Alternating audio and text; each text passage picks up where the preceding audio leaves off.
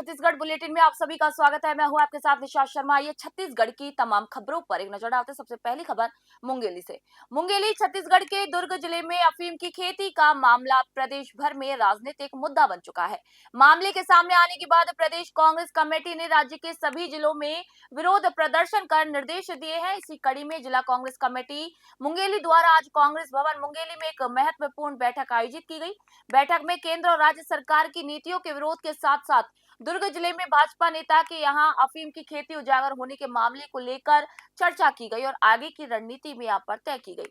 बैठक के बाद कांग्रेस कार्यकर्ताओं ने भाजपा कार्यालय मुंगेली का भी घेराव कर जोरदार विरोध प्रदर्शन यहां पर किया। बड़ी संख्या में कांग्रेस कार्यकर्ता भाजपा कार्यालय के सामने इकट्ठे हुए और नारेबाजी करते हुए सरकार के खिलाफ अपना विरोध उन्होंने दर्ज किया। इस दौरान पुलिस प्रशासन भी मौके पर तैनात रहा और स्थिति पूरी तरीके से शांतिपूर्ण बनी रही। छत्तीसगढ़ से देव प्रसाद बंजारा की खबर आप देख रहे हैं। भारतीय जनता पार्टी की सोची समझी रणनीति है कि छत्तीसगढ़ भोला भाला प्रदेश है। इस प्रदेश के जनता को उन्हें गुलाम बनाना है। अब गुलाम बनाने का एक ही तरीका है कि उसे नशा में ढकेल दो। और हद तो तब हो गई, भारतीय जनता पार्टी के कार्यकर्ता ही अफीम की खेती कर रहा है। ये अकस्मात नहीं है कोई व्यक्ति जो है अफीम की खेती करे। जिला कांग्रेस कमेटी के पदाधिकारी कार्यकर्ता, हमारे प्रभारी आदरणीय आलोक सिंह जी और आज के कार्यक्रम के प्रभारी आदरणीय डॉक्टर प्रेम जैसी जी के नेतृत्व में 36 दुर्ग जिले के जो समोदा ग्राम है वहाँ अफीम की खेती भाजपा नेता द्वारा हो रही थी। उसके खिलाफ आज हम लोगों ने यहाँ पे सांकेतिक घेराव किया भाजपा कार्यालय का और बहुत शांतिपूर्ण ढंग से हमने बात की तहसीलदार वगैरह से। और अफीम की खेती, गांजा, गली गली नशे का व्यापार, सूखा व्यापार पे फंसा जा रहा है भाजपा के द्वारा। इसी को लेकर हम लोग यहाँ पे आज कार्यालय का घेराव करने आए। और अब खबर आपको रायपुर से बता रहे हैं। छत्तीसगढ़ के मुख्यमंत्री विष्णुदेव साय ने प्रदेश के आम नागरिकों को राहत देने के उद्देश्य से बिजली बिल भुगतान समाधान योजना 2026 का शुभारंभ किया। इस योजना से लगभग 28.42 लाख उपभोक्ताओं को लाभ मिलेगा और 1566 करोड़ रुपए के बकाया बिजली बिल के समाधान का रास्ता भी साफ होगा। मुख्यमंत्री ने यहाँ पर कहा कि इस योजना के माध्यम से 757 करोड़ रुपए की राहत उपभोक्ताओं को मिलेगी। मुख्यमंत्री ने ये भी कहा कि प्रदेश सरकार लगातार जनहित की योजनाओं को लागू कर रही है। इसके साथ ही कानून व्यवस्था को लेकर भी सख्त कार्रवाई की जाएगी। रायपुर से ब्यूरो रिपोर्ट आप देख रहे हैं। रायपुर डीडी नगर में चाकूबाजी के मामले का पुलिस ने खुलासा कर आरोपियों को दबोच लिया है। रायपुर स्थित अग्रपाल मैरिज पैलेस के पास 8 मार्च को हुए हमले में एक बालिग और 3 नाबालिग आरोपियों को यहां पर पुलिस ने गिरफ्तार किया। मुख्य आरोपी नवीन कुमार यादव उर्फ दादू को सीसीटीवी फुटेज और तकनीकी साक्ष्यों के आधार पर पकड़ा गया। आरोपियों के पास से तलवार, चाकू और गुप्ती सहित कुल 5 घातक हथियार भी जब्त किए गए हैं। पूछताछ में पुरानी रंजिश के कारण हमला स्वीकार किया गया। पुलिस ने आर्म्स एक्ट के तहत इस मामले को दर्ज किया और आगे की कार्रवाई शुरू कर दी। रायपुर से ब्यूरो रिपोर्ट आप देख रहे हैं। और ये ले रहे हैं, उनकी जानकारी पूछताछ की गई है, उस पर अपन आगे बढ़ रहे हैं। ऑनलाइन जो बता रहे हैं तो कंपनियों को जो है उस पे कुछ आप हाँ, उस पर आगे बढ़ेंगे हम लोग कि जो हमको मिला है उनके मोबाइल पे डेटा उनका ले रहे हैं कि कहाँ से लिए, उस कंपनी से पूछा जाएगा कि जो आरोपी है इससे पहले कुछ और घटना में इन्वॉल्व है कि नहीं, अभी तक इनका पुराना आपराधिक रिकॉर्ड नहीं मिला है। किससे क्यों झगड़ा हुआ था? ये दिवाली में इनकी झगड़ा हुई थी। दिवाली में पहले इनका मारपीट हो चुका है और थाने में रिपोर्ट इन्होंने नहीं किया था, पर ये आपसी रंजिश रखते थे। एक क्षेत्र में प्रभुत्व बनाने टाइप की इनकी प्रवृत्ति लग रही थी, तो दोनों ये लोग आपस में उस दिन भिड़ गए। सर, ये बनाने वालों पर कई बार पुलिस कार्रवाई की, उसके बाद ये लोग इससे वीडियो देखे ही थे क्या? जो हथियार और बिल बनाने का सॉफ्टवेयर जानकारी इस समय तो बता रहा हूँ, माइनर बालक है, ज्यादा इनकी सोच समझ है नहीं, विधि से संघर्ष रहता है। इनको देख के लग रहा था कि ये दूसरों को डराने के लिए वैसा प्रवृत्ति रखते हैं। 15 साल 16 साल किस तरह के परिवारों को बच्चे हैं?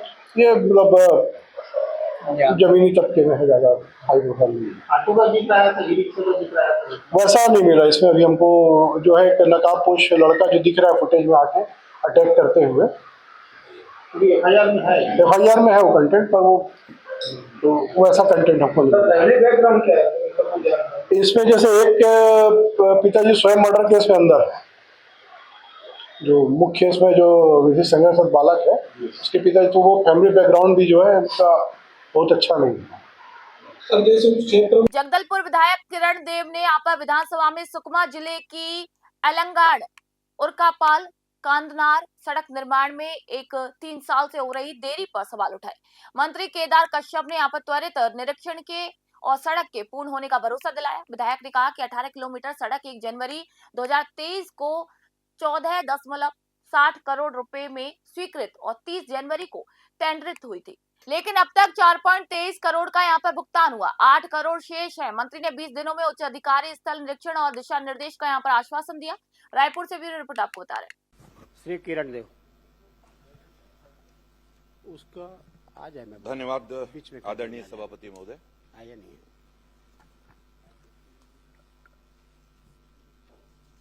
मेरे माननीय मंत्री महोदय से किए गए प्रश्न के परिप्रेक्ष्य में, जो कि विषय जगदलपुर विधानसभा के अंतर्गत है, लेकिन जिला जो है सुकमा जिला है। झीरम घाटी से एलंगनार एक दूरस्थ अंचल है, दुर्गम क्षेत्र है। वहां से उरकापाल और कांदानार तक ऐसे 18 किलोमीटर। और इस सड़क के दृष्टि से जो माननीय मंत्री जी का जवाब आया है, प्रारंभ में 14 करोड़ 60,60,000 का व्यय संभावित बताया गया। इसकी प्रशासकीय स्वीकृति 1 जनवरी 2023 को 1 जनवरी 2023 को और टेंडर 30 जनवरी 2023 को जारी किया गया। और माननीय मंत्री जी ने प्रश्न के जवाब में यह भी कहा है कि उक्त सड़क मार्ग घोर नक्सल प्रभावित क्षेत्र होने तथा दुर्गम पहाड़ी क्षेत्र होने के कारण निर्माण हेतु तैयार डीपीआर में सीसी सड़क, टोवाल, नाली, पुल पुलिया निर्माण एवं घाट कटिंग जैसे कार्यों का विस्तृत सर्वे नहीं किया गया। बिना सर्वे के और सारे एएसटीएस स्वीकृति से लेकर सारा टेंडर तक ये जारी हो गया। और ये डीएमएफ से जिला सुकमा से अतिरिक्त कार्य, इसके लिए जो अतिरिक्त सैंक्शन हुआ वो 5 करोड़ 59,69,000 रुपए, ये 18/1/2025 3 साल के बाद। रायपुर के सरायपाली विधायक चातुरी नंद ने विधानसभा में अनुदानित कृषि यंत्र वितरण में अनियमितता और चैम्प्स पोर्टल के संचालन में गड़बड़ी का एक मुद्दा उठाया। उन्होंने कहा कि केवल 2 कंपनियों का पंजीकरण और गुजरात की बीजेपी नेता के रिश्तेदार वाली कंपनी द्वारा पोर्टल का संचालन चिंता का विषय है। विधायक नंद ने यहाँ पर चैम्प्स 2 गाइडलाइन के न बनने, 10 नोटिस और जांच के बावजूद उप संचालक पर कार्रवाई न होने और डीएमएफ मद में स्पेयर पार्ट की खरीद में अनियमितताओं का भी यहाँ पर जिक्र किया। उन्होंने भ्रष्ट अधिकारियों पर तुरंत कार्रवाई की यहाँ पर मांग की। रायपुर से ब्यूरो रिपोर्ट आपको बता रहे हैं। आज मोर ध्यानाकर्षण के सूचना लगे रही से ध्यानाकर्षण सूचना मोर ये रही से कि प्रदेश में जो अनुदान में कृषि यंत्र के वितरण होते, ये वितरण के व्यवस्था में अनियमितता होए हवे और ये अनियमितता करने वाला कोनो और नहीं है। यह अनियमितता करने वाला कृषि विभाग के उप संचालक महासमुंद हरे। मैं मंत्री महोदय जी से एक मांग करें कि मंत्री महोदय जी मोला बता के कष्ट कराओ कि केवल मात्र 2 कंपनी ला या 2 कंपनी के द्वारा बहुत ज़्यादा पंजीयन कराए गए हवे। एकर का कारण है?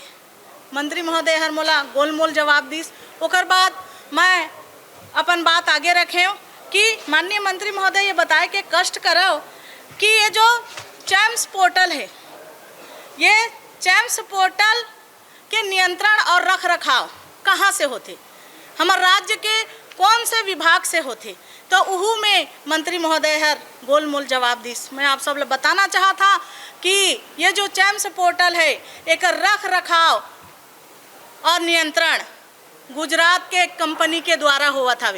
और ये गुजरात के कंपनी बीजेपी के शीर्षस्थ नेता के ओकर रिश्तेदार के हरे। और एक जवाब हमारा मंत्री महोदय गोलमोल दीस। ओकर बाद मैं मंत्री महोदय ला पूछे कि ये जो चैम्प्स 2 है, एक गाइडलाइन जारी हो चुके हैं का? ओकरो जवाब नहीं मिलिस। कब जारी हो ही, और अगर जारी और अगर लागू नहीं हो है तो एकर कारण का है, एकर भी जवाब मोला नहीं मिल पाई। और अब खबर रायगढ़ से। रायगढ़ में कांग्रेस कार्यकर्ताओं ने भाजपा कार्यालय घेरकर अफीम खेती के मुद्दे को जोरदार तरीके से उठाया। कांग्रेस ने आरोप लगाया कि भाजपा सरकार और पार्टी अफीम की अवैध खेती पर संरक्षण दे रही है।